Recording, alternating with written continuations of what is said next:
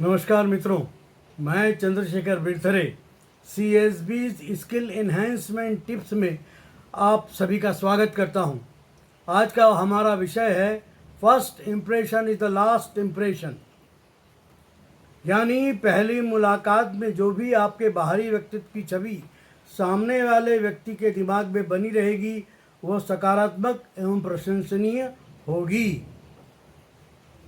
पहले तो मैं आपको ये समझाना चाहता हूँ कि पर्सनैलिटी या व्यक्तित्व क्या होता है। असल में पर्सनैलिटी शब्द जो है वह ग्रीक भाषा के परसोना शब्द से बना है। परसोना का अर्थ होता है मुखौटा। अब हम जब व्यक्तित्व की बात करते हैं तो हमारा व्यक्तित्व दो भागों में बटा रहता है। पहला, हमारा बाहरी व्यक्तित्व, जो हमारी डील डोल, हमारी आँखें, आप हमारी नाक, हमारा चेहरा, आप हमारे हाथ पैर, और फिर उसके बाद आती है हमारी वेशभूषा।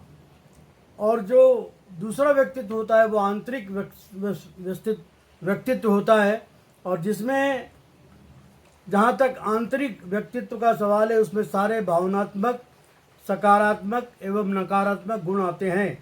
आपकी आवाज़, बोलने की शैली, आपकी शिक्षा, आपका पारिवारिक वातावरण, घरेलू वातावरण और आपके निवास स्थान के आसपास का वातावरण, आपके मित्र, माता पिता, आपके दादा दादी, नाना नानी के द्वारा जो भी संस्कार आपको मिलते हैं वे आपके आंतरिक व्यक्तित्व के अंग कहलाते हैं। और इन्हीं संस्कारों की वजह से आपके अंदर जो साहस, त्याग की भावना, प्रेम की भावना, दूसरों के साथ सहयोग करने की भावना, दूसरों का भला करने की भावना और जिम्मेदारियों का निर्वहन करने की भावना इत्यादि इत्यादि पैदा होती है। इसलिए आपको अपने बाहरी व्यक्तित्व को आकर्षक और प्रभावशाली बनाने हेतु आपकी सुरुचिपूर्ण वेशभूषा, बालों को सही संवारना, नाखून कटे होना, दाढ़ी रखी है तो ट्रिम की हुई होना चाहिए, और आपके आंतरिक व्यक्तित्व के अंदर आपकी बोलचाल की, लहजे की शैली, आपकी आवाज़ के उतार चढ़ाव, शब्दों के चयन के साथ साथ उनके उच्चारण में और अपनी वाक्पटुता में निखार लाना होता है। आपकी भावभंगिमा से, आपकी शारीरिक भाषा से और बोलने के ढंग और बोले गए शब्दों के उच्चारण तथा बोली गई बातों के लहजे से आपके बारे में कोई व्यक्ति अपनी राय कायम करता है। जहाँ तक वेशभूषा का सवाल है, जरूरी नहीं कि वो बहुत महंगी होनी चाहिए, बहुत तड़क भड़कदार होनी चाहिए। हाँ, आप विभिन्न परिस्थितियों में अलग अलग आयोजन के अनुसार वेशभूषा धारण कर सकते हैं। मान लो आपको किसी की बर्थडे पार्टी में जाना है या किसी पारिवारिक आयोजन में या विवाह की रिसेप्शन पार्टी में, तो मौसम के हिसाब से इनफॉर्मल वेशभूषा धारण कर सकते हैं। मैंने देखा है कई लोग अप्रैल और मई की गर्मी में पसीने से बिल्कुल लबरेज होते हैं और वो कोट, पैंट, टाई सब पहन लेते हैं, तो वो जो है वो उनको खुद को बहुत परेशानी में डालते हैं। ऐसे समय अगर हो सके तो एक कॉटन की शर्ट या शर्ट के रंग के मैचिंग का पैंट या पैंट के रंग के मोजे आप पहन सकते हैं, या आप एक सोबर रंग का कुर्ता, सफ़ेद रंग के चूड़ीदार या सामान्य पजामा पहन सकते हैं। बस कपड़े धुले और प्रेस किए होने चाहिए। आप कितनी भी भीड़ में आप अलग ही दिखेंगे।